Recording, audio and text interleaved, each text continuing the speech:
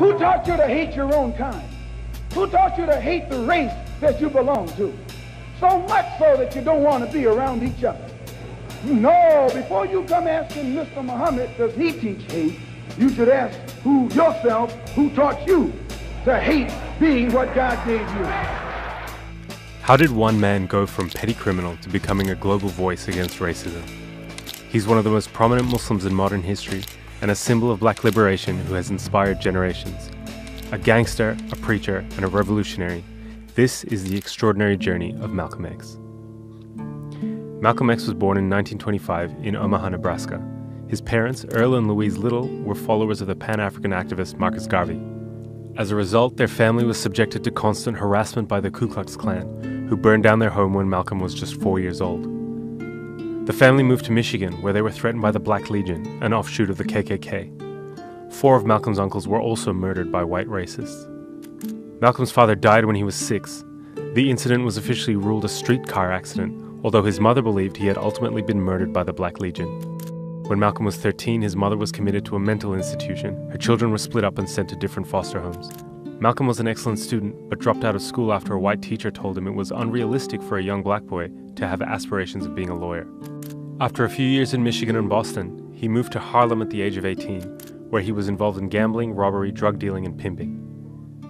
At the age of 21, after committing a string of robberies with a small gang in Boston, Malcolm was arrested and sentenced to 8 to 10 years at Charlestown State Prison. Incarceration was the beginning of Malcolm's transformation. While in prison, his siblings began writing to him about the Nation of Islam and its leader, Elijah Muhammad. The Nation of Islam promoted black independence and rejected the notion of the superiority of white people. Instead, Elijah Muhammad taught his followers a form of separatism from whites, who were actually considered devils, inferior to black people who were the original inhabitants of Earth. Malcolm, initially hostile to the idea of any religion, eventually became a member of the nation. He read books constantly and began writing regularly to Elijah Muhammad.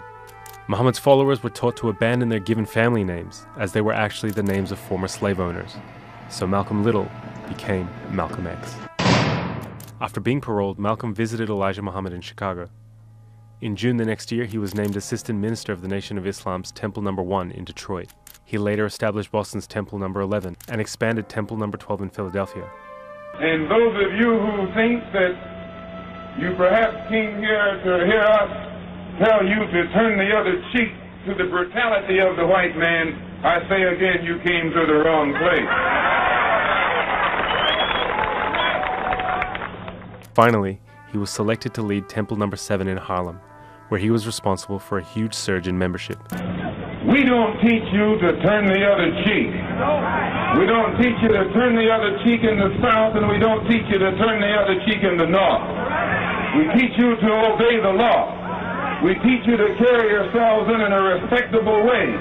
But at the same time, we teach you that anyone who puts his hand on you, do your best to see that he doesn't put it on anybody else. The FBI now had him under surveillance due to his sudden profile as the nation's rising star. Malcolm's rise to national prominence happened in 1957, when he intervened at a police station to arrange for medical assistance and legal help for members of the nation who had been beaten and arrested by New York police. The crowd of protesters outside grew to almost 4,000. Witnessing Malcolm's control of the crowd shook the New York Police Department. Within weeks, they had him under surveillance and officially began infiltrating the nation. In 1958, Malcolm married his wife Betty, with whom he would have 6 daughters. Malcolm's profile continued to grow via print and television appearances, and he began to gain international exposure. Who is it that controls the prostitution in Harlem? It's the white man. Who controls the large sale of whiskey and wine? It's the white man. Who gives you the deck of cards and the dice that you use to gamble with? It's the white man. And after he sell them to you, he catch you with them and put you in jail for using them. He was deeply critical of the growing civil rights movement and its leaders, like Dr. Martin Luther King, who preached integration. That's what you mean by nonviolent. Be defenseless. Be defenseless in the face of one of the most cruel beasts that has ever taken the people into captivity. That's just the American white man. 100 years ago, they used to put on a white sheet and use a bloodhound against Negroes. Today, they've taken off the white sheet and put on police uniforms. They've traded in the bloodhounds for police dogs, and they're still doing the same thing. And just as Uncle Tom, back during slavery, used to keep the Negroes from resisting the Bloodhound or resisting the Ku Klux Klan by teaching them to love their enemy. Luther King is just a 20th century or modern Uncle Tom or a religious Uncle Tom who is doing the same thing today. Malcolm's message was being heard louder than ever, but his relationship with the man who had transformed his life was about to fracture. Tensions were growing within the nation over the amount of attention Malcolm was receiving compared to his mentor, Elijah Muhammad. An unprovoked raid on a Nation of Islam mosque by police in Los Angeles led to one member being paralyzed and another being killed. No charges were laid against the police. The white man believes you when you go to him with that old sweet talk, because you've been sweet talking him ever since he brought you here. Stop sweet talking. Tell him how you feel. Tell him what kind of hell you've been catching, and let him know that if he's not ready to clean his house up, if he's not ready to clean his house up, he shouldn't have a house. It should catch on fire and burn down. Malcolm was reportedly stunned by Elijah Muhammad's refusal to allow any form of response or retaliation for the incident. The two also disagreed over Malcolm's desire to begin working with civil rights organizations, black politicians, and other religious organizations. Then, suddenly... Here is a bulletin from CBS News. 3 shots were fired at President Kennedy's motorcade in downtown Dallas. President Kennedy has been seriously wounded. Malcolm's response to the Kennedy assassination led to him being officially silenced for 90 days. Malcolm X, you were involved in a controversy some months ago with your leader. Is that over? Well, I've been silent for the past 90 days because of some statements I made concerning the President of the United States, which were distorted. They were distorted? And yes. And, what did you say, Malcolm? Well, I said the same thing that everybody says, that his assassination was the result of the climate of hate. But only I said the chickens came home to roost, and which means the same thing. In March of 1964, Malcolm publicly announced his break from the Nation of Islam. He also expressed a desire to work with other civil rights leaders, saying that Elijah Muhammad had prevented him from doing so. Then came a bombshell. Well, in reality, I never even left the Muslim movement. They put me out. And they put me out because of what I knew, and what I knew was told to me by Mr. Muhammad's son, Wallace Muhammad himself. They put me out and they put him out. Who is the father of all of these various children whom you have enumerated? The first one to tell me who the father was Wallace Muhammad, and he told me that the father was Elijah Muhammad himself. And how many of these illegitimate children did he father with the sisters? Well, he made 6 sisters pregnant. They all had children. 2 of those 6 had 2 children. I am told that there is a 7th sister who is supposed to be in Mexico right now, and she's supposed to be having a child by him. Are you not, perhaps, afraid of what might happen to you as a result of making these revelations? Oh, yes. I probably am a dead man already. After splitting from the nation, Malcolm began learning the tenets and practices of Sunni Islam. He founded the Muslim Mosque Incorporated, a religious organization, and the Organization of Afro-American Unity, a non-religious group promoting Pan-Africanism. He had softened his position on Martin Luther King, who he met only once in person. And later the same year, he performed Hajj, the Muslim pilgrimage to Mecca. This was to be yet another transformative experience for him. When I was on the pilgrimage, I had close contact with Muslims whose skin would in America be classified as white, and with Muslims who themselves would be classified as white in America. But these particular Muslims didn't call themselves white. They looked upon themselves as human beings, as part of the human family, and therefore they looked upon all other segments of the human family as part of that same family. Well, now, they had a different look, or a different air, or a different attitude than that which is reflected in the attitude of the man in America who calls himself white. So I said that if Islam had done that for them, perhaps if the white man in America would study Islam, perhaps it could do the same thing for him. After Mecca, Malcolm made 2 trips to Africa, meeting officials and speaking on radio and television across the continent. In Cairo, he attended the 2nd meeting of the Organization of African Unity and met Africa's most high-profile leaders, including Kwame Nkrumah of Ghana, Gamal Abdel Nasser of Egypt, and Ahmed Ben Bella of Algeria, who all offered him official positions in their respective governments. He met with Fidel Castro and was one of the first African-American leaders to meet the newly created Palestinian Liberation Organization, and was one of the pioneers of a tradition of Black Palestinian solidarity that would be continued by the Black Panther Party and the Black Lives Matter movement. A common misconception about Malcolm's philosophical evolution is that his process of turning to Sunni Islam softened his political positions. While it's true that Malcolm abandoned some of the nation's more extreme separatist positions on race, he remained a staunch black nationalist. I think what a lot of people are interested in, Malcolm, is whether this experience has made you feel that your feelings have changed, that the animosity you have expressed in the past toward all whites. There's one thing that I want to make clear.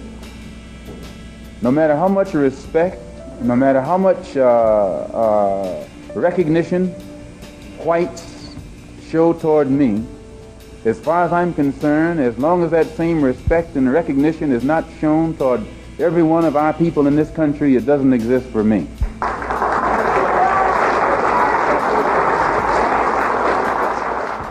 If anything, Malcolm's travel had led him to globalize his perspective, seeing black liberation as something beyond the United States, and as something that was intimately tied to struggles for independence across the Third World. It has remained a domestic problem. It has remained within the jurisdiction of the United States. And as such, it has been impossible for the Afro-Americans or American Negroes to try and enlist the support of other dark-skinned people who are being oppressed the world over in that struggle. And the only way this can be done is by internationalizing the problem. If you take up arms, you'll end it. But if you sit around and wait for the one who's in power to make up his mind that he should end it, you'll be waiting a long time. And in my opinion, the young generation of whites, blacks, browns, whatever else there is, you're living at a time of extremism, a time of revolution, a time when there's got to be a change. The Nation of Islam had not taken Malcolm's exit and public criticism of Elijah Muhammad's misconduct lightly. His family was repeatedly threatened, their car was bombed, and FBI surveillance records show that law enforcement was aware that elements within the nation were openly discussing his death. Then his house was burned down. On February 21st, 1965, Malcolm was addressing the Organization of Afro-American Unity in Manhattan's Audubon Ballroom. He was shot 21 times. 3 Nation of Islam members were tried and convicted of the murder, but questions remained. At the time of his death, Malcolm was under surveillance by both the NYPD and the FBI's COINTELPRO operation. For many, there is simply no doubt that one or both organizations had a hand in his assassination. Malcolm's legacy went on to be preserved in hip-hop, film, and literature. Most importantly, his own autobiography, which continues to be celebrated and was named one of the 10 most influential non-fiction books of the 20th century. His politics continue to inspire generations of activism against racism and imperialism worldwide. People in power have misused it, and now there has to be a change, and a better world has to be built, and the only way it's going to be built is with extreme methods. And I, for one, will join in with anyone, don't care what color you are, as long as you want to change this miserable condition that exists on this earth. Thank you. Malcolm's funeral was held in Harlem. Some estimate that up to 30,000 people attended. Actor and activist Ossie Davis delivered the eulogy. Harlem has come to bid farewell to one of its brightest hopes, extinguished now and gone from us forever. Many will ask what Harlem finds to honor in this stormy, controversial, and bold young captain. And we will smile. Many will say, turn away, away from this man, for he is not a man, but a demon, a monster, a subverter, and an enemy of the black man. And we will answer and say unto them, did you ever talk to Brother Malcolm? Did you ever touch him or have him smile at you? Did you ever really listen to him? Malcolm was our manhood, our living black manhood. This was his meaning to his people. And in honoring him, we honor the best in ourselves. What we place in the ground is no more now a man, but a seed, which, after the winter of discontent, will come forth again to meet us. And we shall know him then for what he was and is, a prince, our own black shining prince, who did not hesitate to die because he loved us so. You now use Shabazz and drop X? I'll probably continue to use Malcolm X and I'll probably use it as long as the situation that produced it exists.